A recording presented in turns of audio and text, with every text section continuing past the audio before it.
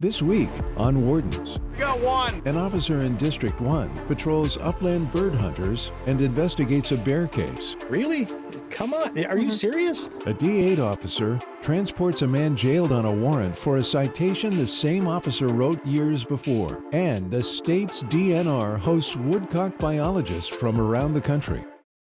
Wild animals and wild places. They're more than a picture. They're inspiration, excitement, and adventure. Patrolling and protecting these natural resources is a first-class band of peace officers.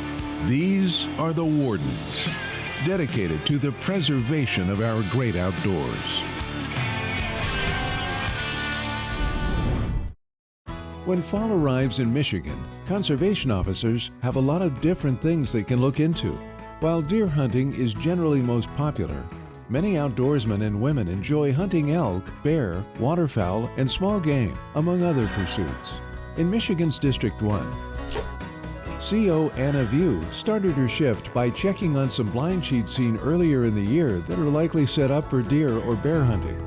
With no one utilizing the blinds during her checks, she returned to her patrol truck. Howdy. How you doing? Good, how are you? Good. And encountered an upland bird hunter. Hey, you bird hunting? Yeah, I got one. You got one? Yeah, Nice. you want to see it? Sure. Yeah. We haven't seen too many people today. What's the pup's name? That's Seed or Sophie. Sophie. Hi, Sophie. I had two of Nice. them and I just gave one up. My wife and I want to travel more. There's the gun. Okay. Mind if I open it up? Yep.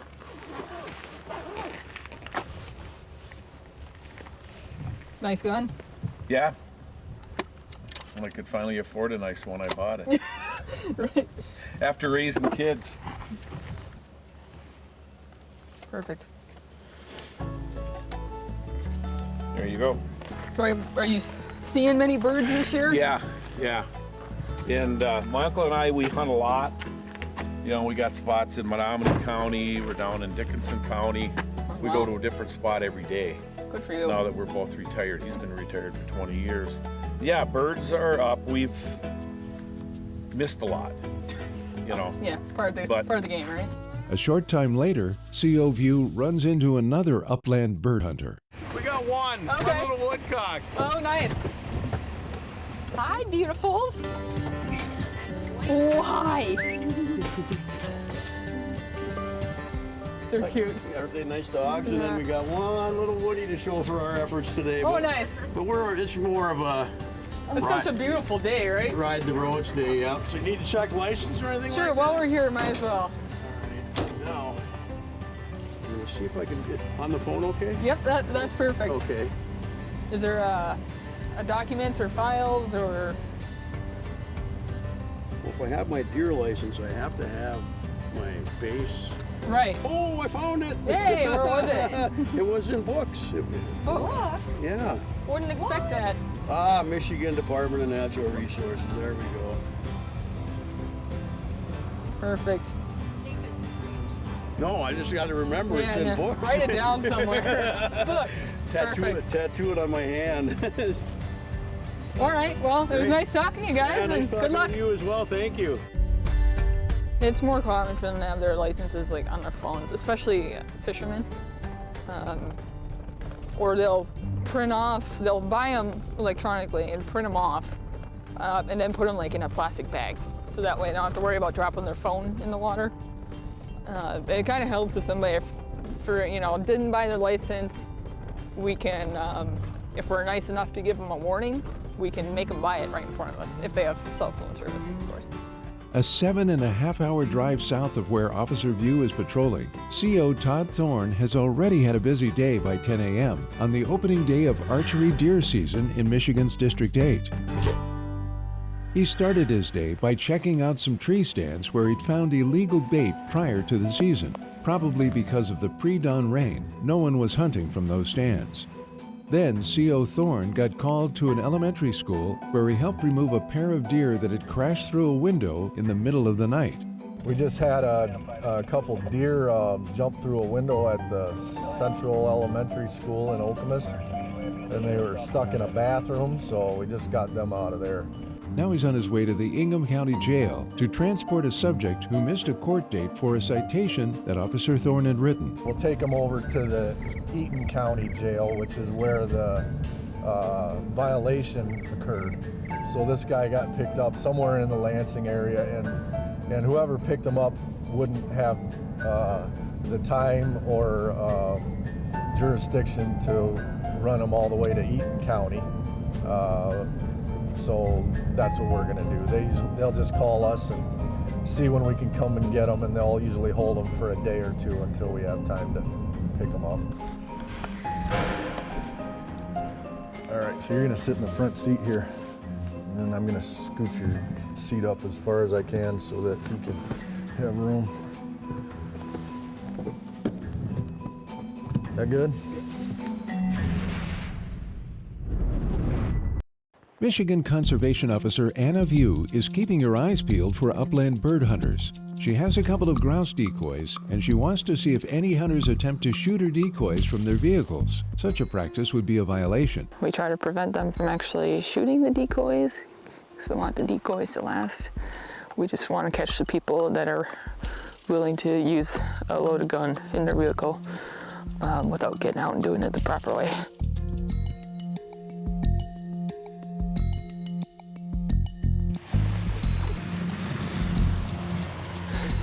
He looked in the complete wrong direction.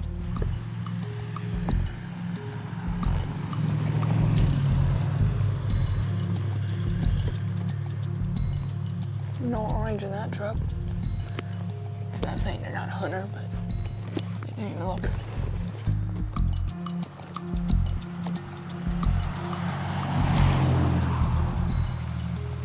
No look from that one either.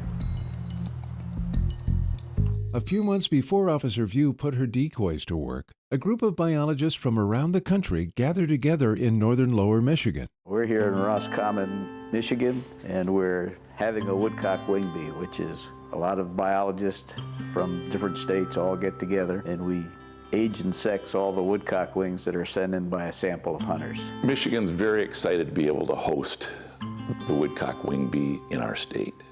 Michigan is one of the top production states for woodcock in the country.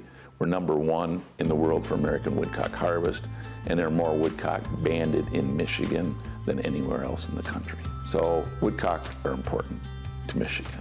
You really have the public, the hunters mostly, helping us out here by turning in these wings. You know, they're under no obligation to do that. We survey them, we send them survey forms and envelopes and ask them to send in their wings. It's been very successful. It's been ongoing since 1963. And so we've got a wealth of data, and we very much appreciate all of the hunters' help. Each Wingbee attendee may have a slightly different order on how they determine information from the woodcock feathers they study, but they are all seeking the same information. So we'll pull out the wings. I usually go through, I'll look at the primaries first to see whether it's a male or a female. So we're looking for narrow primaries for a male, little fatter primaries for a female. Then I look at the secondary feathers to look for the patterns of either a juvenile bird or it's an adult bird, which is 2 years old or older. And then, I'll look at those and I'll just decide whether it's an adult female, a juvenile female, adult male, or juvenile male, and record that. From that information, we can get ratios of females to young birds. So that gives us an index of reproduction. So that tells us how these birds are doing long term. So are we getting more young per female, fewer young per female, year after year? And that gives us information on population level trends. It's critical when you think about people coming together to collect the data and information, if you will, in the same fashion. That makes it comparable amongst areas. Because if you let individuals do it differently in a vacuum, you're going to end up with different pieces of information that may not be comparable. It may be much harder to make a decision. The Wingbee is hosted by a different state each year. The way that it's determined on where to have this Wingbee every year is really based on the biologists that attend. So we have biologists that come, from across the country, basically, East Texas and eastward and northward. And we get together and we basically just talk about it, who would like to host the Wingbee this year. And what we try to do is one year we try to have it in a northern state, and then the next year a more southern state. For example, last year Louisiana hosted it. Since woodcock are migratory birds, both the U.S. Fish and Wildlife Service and the state DNRs are involved in setting the annual harvest regulations to make sure woodcock are not over-harvested. When hunters participate like they do and send in wings, they feel a stake in the outcome. We are always trying to strive to meet our hunters' needs and wants. It doesn't always happen. We have to make a biological decision also based on the best science. But that's definitely a component that goes into structuring how we set regulations, is trying to meet what the hunters want and need. After we do all the wings, the Fish and Wildlife Service Bird Banding Lab will send out a letter to every hunter that sent in wings, and they'll tell them the age and sex of all the birds they shot. So we do give this, so there is feedback on all the birds that you shoot and stuff. You send them to us, we'll age and sex them, and then we'll send you a report that tells you, what birds you shot, how many were males, how many were females, how many young, how many old, and that kind of stuff. Most of the biologists that attend the Wingbee also enjoy hunting woodcock, and several have for many, many years. They're really unique in that their brains are in backwards. They have long bills that they stick into the ground. They eat worms, so when they have their bill in the ground, they have large ears. Their eyes are large, kind of stuck more in the back of their head, so they can almost see 360 degrees around. And they're just one of those unusual species that are, something you dream about. Woodcock are really hard to hit, so they're in these forested areas, lots of trees. When they fly, it's not just a nice little slow fly. They'll go up and then they'll zigzag like crazy. So they quickly put themselves between you and a tree. So that a lot of trees get shot that way. But they're a lot of fun to hunt. Anytime I'm coming to a Woodcock Wingbee, I'm in a rental car facility or I'm on the plane and they're like, oh, what are you doing? Where are you flying? And whenever I bring up what this is and what I'm doing, they just are so intrigued and interested in what we have to say. And so that's a good sign. And I think majority of the population has no idea what this is and how unique it really is. People used to think that when a woodcock left a place like Michigan or a place like England, they flew to the moon because no one knew where else they went to. So woodcock are just a really, really unique bird.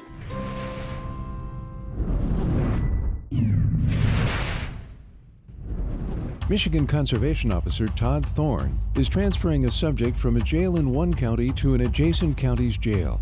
There is a warrant out for him that stemmed from a case in which C.O. Thorne had issued a citation to this man. So I remember this now.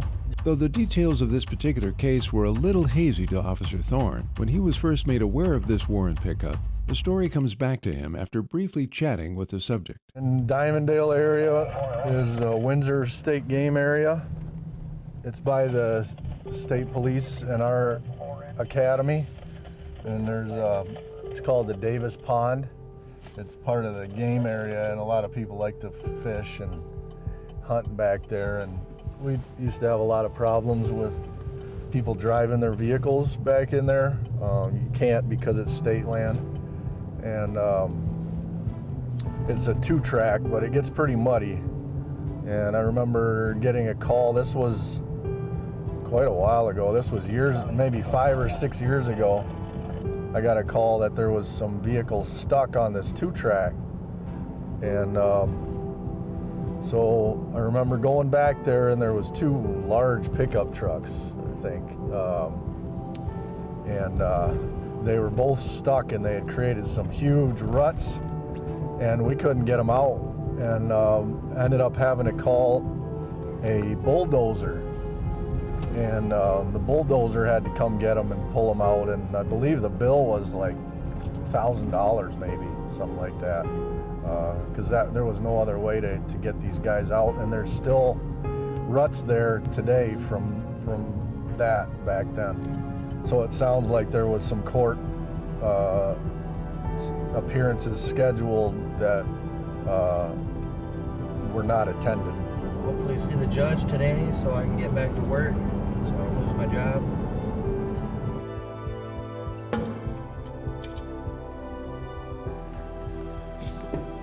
All right, sir, you ready? I suppose. Might as well get it over with, huh? Yeah.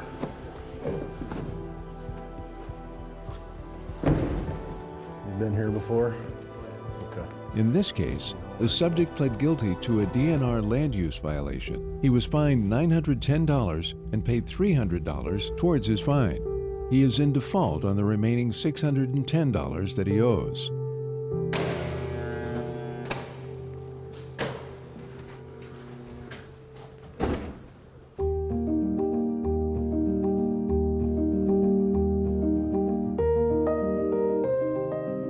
CO Anna View has been on the lookout for upland bird hunters after she strategically placed her grouse decoys along a road. I used to have a lot of stuffed animals as a kid, and now I feel like this is the adult version of playing with stuffed animals.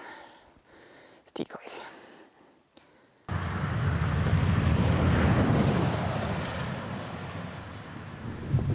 Flying by. During this operation, she did not encounter any hunters who spotted her decoys and mistook them for real birds.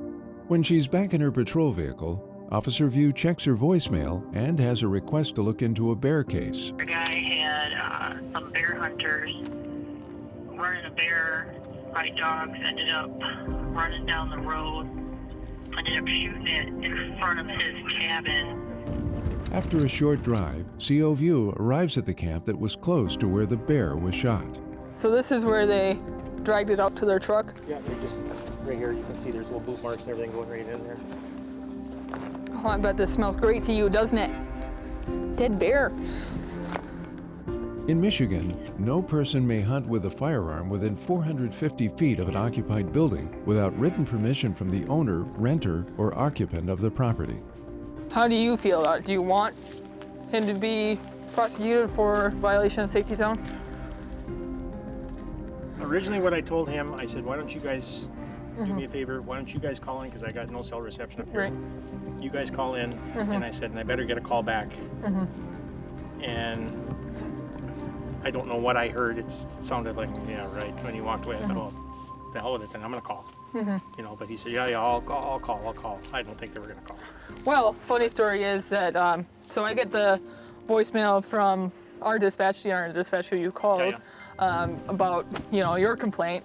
He did, he called in, he's like, I have nothing to hide, you know, this is what we did wrong, and so he was good enough to do that, and my previous dealings with him are that seems to be a decent enough guy. Yeah. Laws were definitely broken, you know, especially I would like to get some official measurement of this with my rangefinder. Michigan Conservation Officer Anna View is working a bear case where the owner of a camp witnessed a hunter shoot a bear. The camp owner has told CO View that the bear was shot within 450 feet of his camp, which is a violation of Michigan's safety zone law. I don't care. I've never done this before. I've never called in and turned anybody in, but like I said, I'm sick of it because it's the other guy didn't seem very apologetic. The one that shot the bear? Yeah. He said, well, we were shooting in the safe direction. Well, yeah, so I can stand in your front yard and... Yeah, exactly. You know, no big deal. But, well, we got caught up in the moment. You know, I guess you did. I'll catch up with them, talk to them about it, and if you want, I'll give you an update. Yeah, I'm not looking at causing hard problems here. That's how camps get burned down. And I don't want that to happen. You know, I don't want to... But I just... Really? Come on, are you serious? Okay. You know, this is enough. So. Exactly. When she checked with her rangefinder, Officer View measured the distance at 54 yards. Almost 300 feet closer than is permitted under the law. Definitely not out of the safety zone. When she's done talking to the camp owner, she hops back into her patrol truck and heads out to make contact with the hunter who shot the bear. The only reason why we did what we did, like I said, was because, first of all, the dogs was in jeopardy. Okay. And the bear, like I said, pretty much had enough. And it was, to me, I felt it was in the safe direction because it was shooting into the swamp. It was nice to hear it from both sides, you know, saying, okay, we know we screwed up there and with how close we were to the camp. Right. So it makes my job a hell of a lot easier. And the other thing is too, is there's so many cabins up here that there's nobody there. Yep. You know, you never know. And you just never know. Yep. And when this all went down, it happened minutes. Yep. I mean, everything was happening so and you're quick. adrenaline's up because you're like, we got the we're bear already finally. there. Yeah, we're already running this thing for 9 miles, and it's kind of like That's we a got long to get time. we got to get an end on this thing. That's for the safety zone. What I'm planning on doing is writing a report, because it did happen. I know it occurred and measured, all this stuff. Submit it to the prosecutor. If she does authorize on them, we'll just call you. It's just a misdemeanor. Likely, you can take care of it over the phone. Okay. Unless if you want to fight it, which that's up to you. If you want to do that, that would require some trips up here, which oh darn, you're in the UP, Yeah. But it should be a pretty simple process if she decides to go through with it. In this case, this hunter pled guilty to the charge of shooting a bear within the safety zone and paid a court-ordered fine of $237.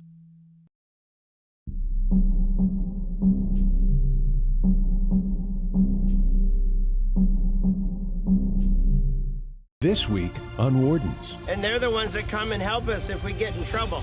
Officers in District 6 patrol ice fishermen and snowmobilers on a cold February weekend. You are higher than a kite right now. Your eyes are watery, you're tired. I went fishing all day. You're high as a kite. An officer in D3 checks deer hunters during the firearm deer season. Your property's so well posted that they're not getting in here without noticing a sign. Darn near bumping into one. Wild animals and wild places. They're more than a picture. They're inspiration, excitement, and adventure. Patrolling and protecting these natural resources is a first-class band of peace officers. These are the Wardens, dedicated to the preservation of our great outdoors.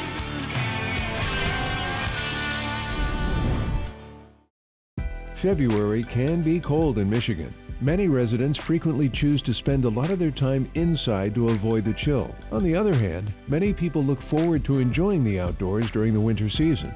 A couple of ways that people take advantage of these conditions are by riding snowmobiles and ice fishing. In Michigan's District 6,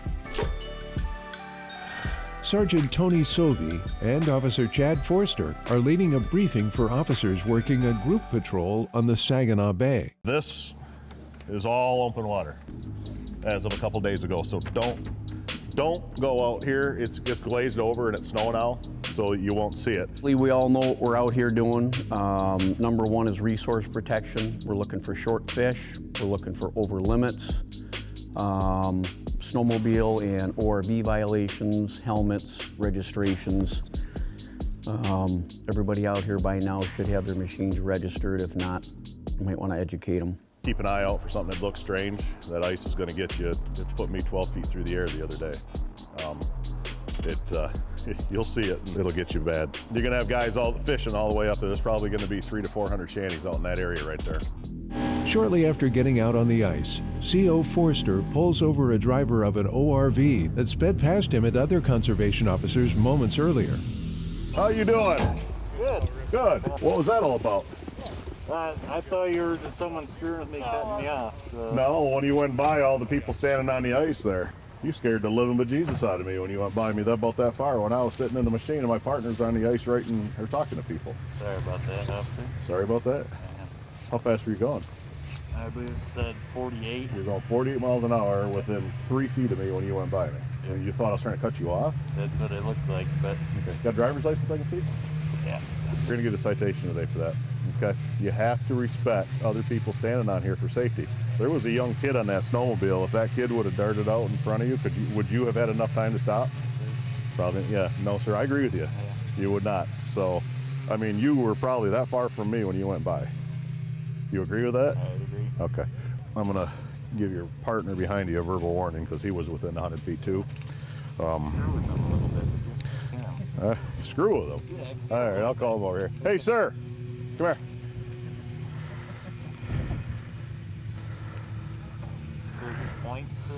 Nope, no, I'll explain it to you here in a minute. There's that back. Never had one of these. Yeah, unfortunately. I've given your partner a citation for violating the 100-foot rule. Okay, do you know about that? Have you heard anything about that? No. All right, you're in violation of it also. Okay. You have to be within 100 feet, stay outside of 100 feet of any persons, ice shanty, or anything like that on the ice. Okay? Like each other? Well, when you guys are riding, you can do whatever you want. Okay. If there's another machine, it's not. It's somebody that's standing on the ice, okay? Granted, he went real close to me, but my partners were standing on the ice within probably 30 feet of him when he went by us, and you went by us at that high rate of speed. Right. All right, so right now I'm writing him a citation for it, and you're going to get a verbal warning for it today. So you guys might want to just talk about that, okay? Okay. He wants me to write you a ticket, he said. Sure you did. Yeah, well, you've been educated today. Just be careful. It's for, like I was explaining to him, there was a kid on one of those snowmobiles, just a little guy, okay? If he would have darted out, would you have had enough time to stop? Probably not. I'd say exactly no, you would not have. In this case, for exceeding the minimum ORV speed that is required to maintain forward control of the ORV while driving within 100 feet of another person, this man pled responsible and paid a court-ordered fine of $120. But just be smart about it, guys, all right? It's for the safety of everybody out here, up to and including you guys, okay? All right, take care, guys.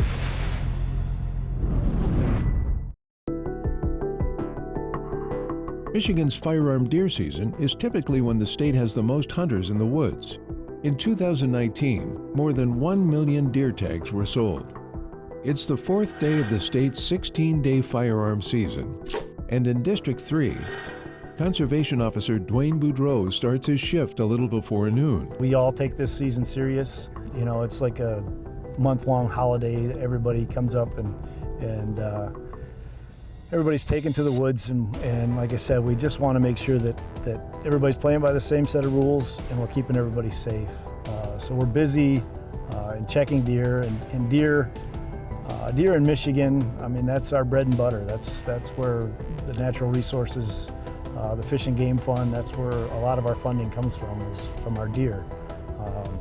And so it's a big resource for us to protect, and it's important. So that's why I think it's critical, deer season, that everybody's out here playing by the same set of rules. It doesn't take long for C.O. Boudreau to spot a hunter who's walking along the shoulder of the road towards her blind. How's your season been so far this year?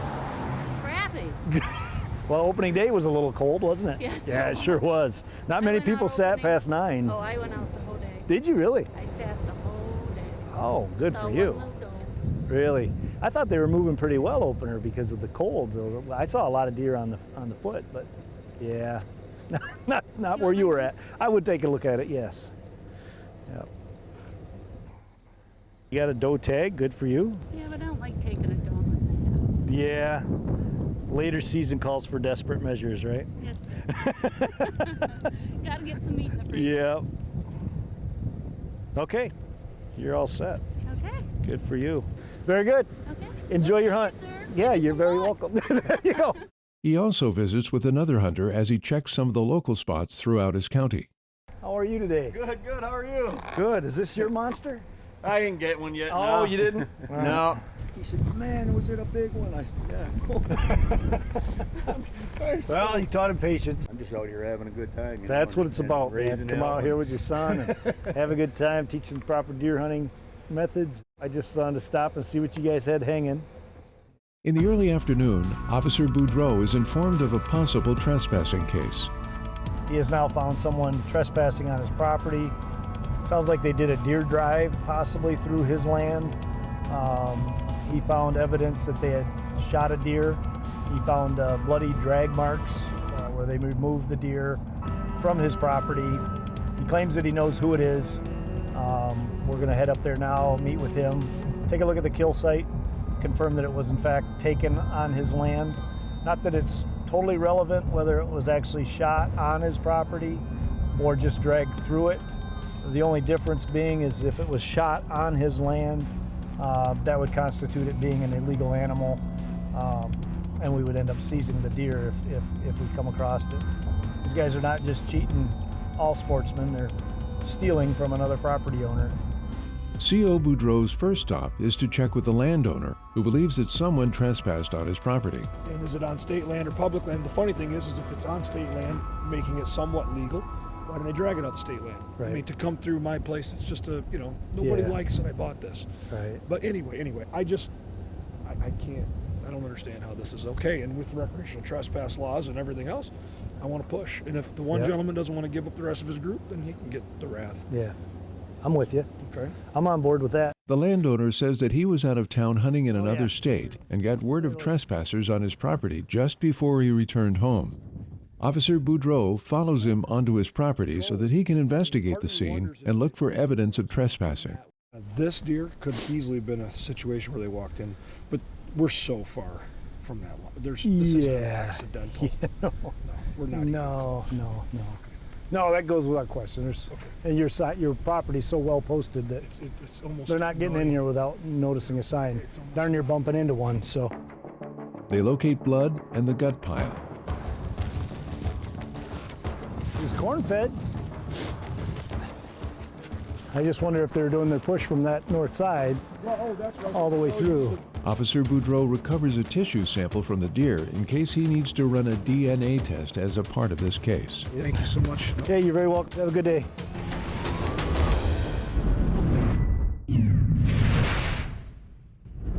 Today we're working code name Winter Blitz. It's a large-scale group patrol. What we're doing today is working resource protection, taking over limits, double tripping, guys going out catching a limit in the morning, coming back out in the afternoon catching another limit, taking short fish,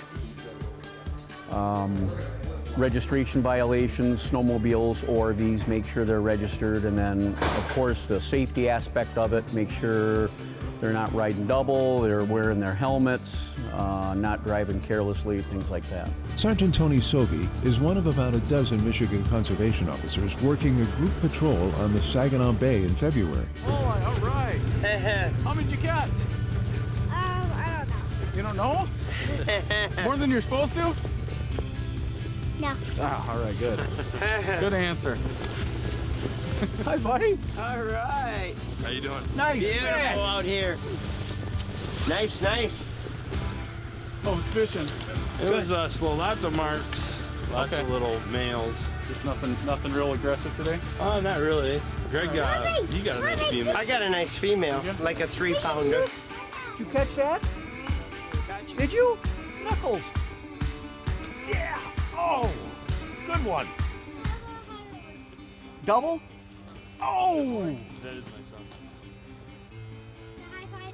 Oh, high five double. Yes. Good job. Hey, watch everybody out here. Make sure everybody's safe. And everybody's careful out here. And they're the ones that come and help us if we get in trouble. Oh! Always remember, don't lay your tape measure on the fish. No, I never do. Okay, good. It'll give you an extra inch or so. Yeah. Oh, gotcha. No, you put it right on the ice. Gotcha. Right. So in this case, I would go right from the edge here. Oh, okay. Lay that right on the edge. Pinch the tail. And you're 13 and a quarter. That's a short Quarter inch to spare. Yeah. Close. The other ones are big. Little guy. Yep. Good eater though. My son got him. Yeah. Good. Oh, you gotta keep this fish. That's a good eater. We love it out here. Winter Wonderland. Love this place. Lots of fun. Like bringing that little guy out here. This is his first year. Tyler, say hi. Yeah, I was gonna meet. They're about halfway through their patrol when Sergeant Sovey joins up with Officer Jason King, who is talking to some fishermen. You guys got 2 helmets for your ORVs? No, we don't. You guys wearing helmets out here? No, sir. You're supposed to? What's that? Oh, it's a requirement to have your helmet on an ORV. Is it? If you're off private property. Okay. So Really? yes. Even if I got a cycle endorsement that says I don't have to wear a helmet? Well, it's ORV. It's a different story on that. Right now we have these subjects that are fishing right now. They came out here on an ORV. Either of them have ORV helmets, safety helmets, and then they were riding double on an ORV, which you can only have one person on the ORV at a time. And then he didn't have his paper registration to display to me. So I'm gonna ride him for failure to have safety helmet on ORV. In this case, for failing to wear a helmet while operating an ORV, this man was found responsible and paid a court-ordered fine of $120. Here's your license back. It's a civil infraction. for no helmet, right? Safety violation, I said you guys need to wear a helmet at all times. You're not on private property, right? So, okay, verbal warning for riding 2 persons on it. Also, verbal warning for having paper restriction. Meanwhile, Officer Chad Forster has joined CO Jill Miller in interviewing a man who's fishing from an ice shanty.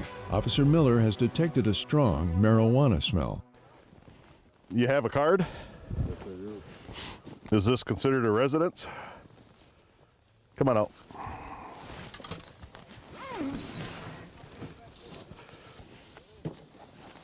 Whoa, you're gonna pick all this up, right?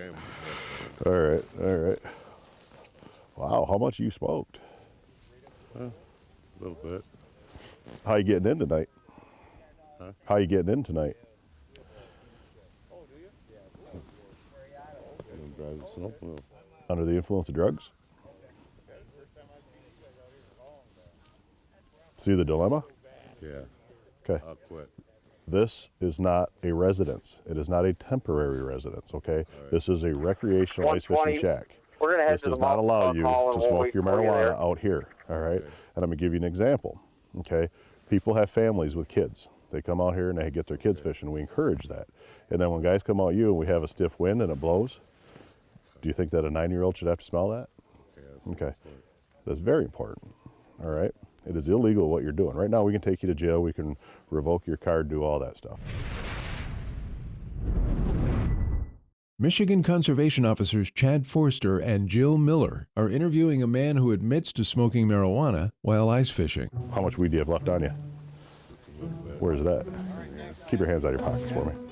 I don't know if you got a gun or anything inside there, so did you run them? Not yet. Okay, what's his name? My dad's right over there. Does your dad smoke weed too? No. You are higher than a kite right now. Your eyes are watery, you're pinpoint. Fishing all day. You're high as a kite. Well, okay, seen a lot of it. All right. Where's it at?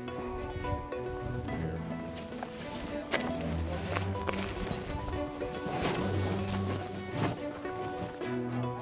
All right, coming up. Hand it to my partner right there. Is there anything else inside your shanty I should know about? Don't fall, go over by her. Anything else inside your shanty I should know about? This angler says that he has a medical marijuana card. However, his card restricts the use of marijuana to his residence. So these cigarette butts, are you gonna pick all those cigarette butts up? Yeah. You do? I will. You're gonna look me in the eye and you're gonna tell me that you pick all those cigarette butts up before you leave. I was gonna pick everything up. Oh, okay. You'd be the first one in history that'll pick up all those cigarette butts. Okay, that's littering too. Yeah, I know, pressure okay? scratching. What would you do if you were in my shoes today? I guess you just take my stuff. Be nice and just take your stuff. Yeah. In this case, the fisherman was given a warning and was reminded of the restrictions placed on the use of medical marijuana and the consequences of failing to abide by those restrictions.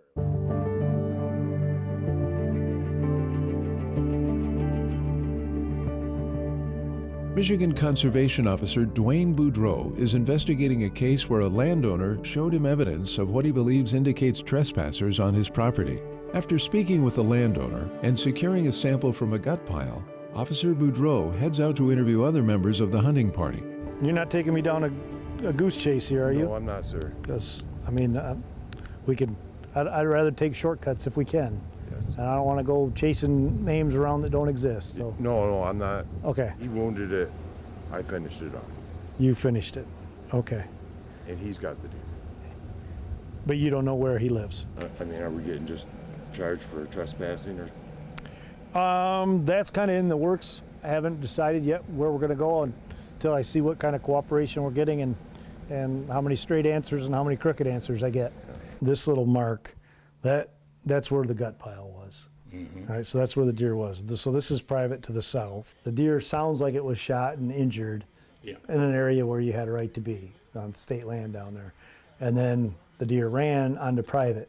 Right. The problem is you can't retrieve a deer off private without the permissions. If you have problems on your private property, give me a call. I'll be happy to help you out. Yeah, well, you guys show up sometimes when you really don't want you to. We have that way about us too.